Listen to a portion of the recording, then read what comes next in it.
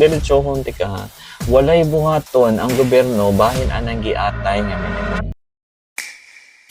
News update, 20 pesos na minimum wage increase. May pamanagasolina taga simana mag-increase. Ha ha ha.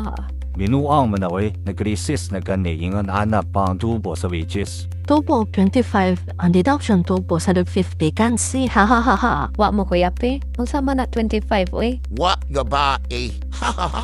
Gamaya. Dili 20 pesos saka sa Disyembre pa. Ha ha ha ha. Wa uri ka ba may pagasolina labaw pa safety ani tupo. Los na inyong tagatuli.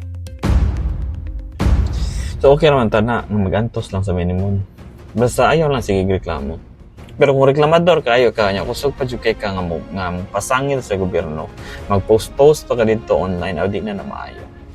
Dili man na ikalimod nga sala lagi na sa gobyerno, pero ang pangutana nako nimo unsa man ang imong buhaton. O nalagi, dili na lagi na enough ang kanang minimum wage. Pero unsa man gyud ang imong buhaton? Unsa man magsige na kagreklamo hangtod sa hangtod? Diretsohon ti ka ha.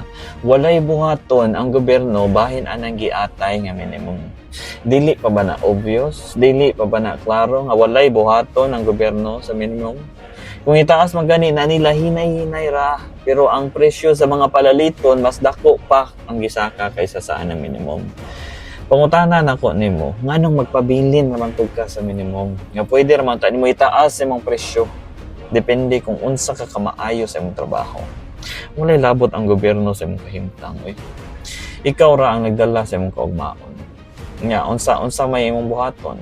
Magpabilin na ka sa minimum or molihok ka aron mo arang-arang imong sitwasyon.